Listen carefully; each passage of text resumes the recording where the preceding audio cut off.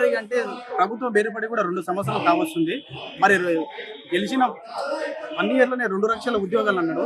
ఆ 2 లక్షల ఉద్యోగాలు అనేటివి విడతల వారీగా ఏడొచ్చేవి రాలే కదా. ఒకటి డిఎస్సికి మాత్రం 5,000 పోస్టులు పాత నోటిఫికేషన్‌కి 5,000 పోస్టులు యాడ్ చేసి నోటిఫికేషన్ ఇచ్చిండు. రెండోది ఏంటంటే పవర్ సెక్టర్ అది మెడికల్ డిపార్ట్మెంట్లో ఉద్యోగాలు ఇస్తామంటే ఎగ్జామ్స్ రాపించి ఇప్పటి వరకు కూడా ఎగ్జామ్స్ లేవు. బట్ నాది నేను టీజీ ఎస్పీడీసీఎల్కి ప్రిపేర్ అవుతున్నా పవర్ సెక్టర్లో. అయితే సో అప్పటి నుంచి కూడా ఇప్పటి వరకు నాకు రెండో నోటిఫికేషన్ జాబ్ క్యాలెండర్ ప్రకారం చూసుకుంటే పవర్ సెక్టర్ ఇప్పటి వరకు కూడా మేము డైరెక్ట్గా బట్టి విక్రమార్క గారితో కూడా వెళ్ళి అడిగినాము.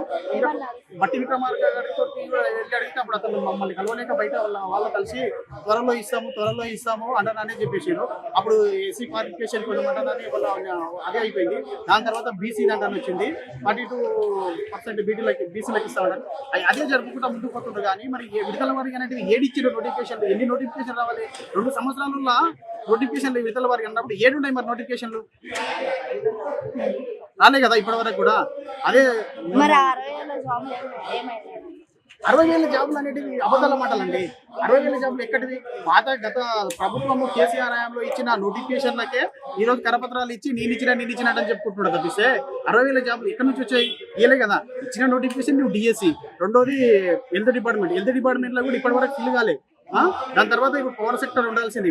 నేను 2 సంవత్సరాల నుంచి ఇక్కడ వచ్చి పవర్ సెక్టర్కు ప్రిపేర్ అవుతున్నా. ఇప్పటి వరకు కూడా వస్తుంది మనం ఆశించి ప్రిపేర్ అవుతుంటే కూడా ఈ రోజు వరకు కూడా వస్తలేదు కదా.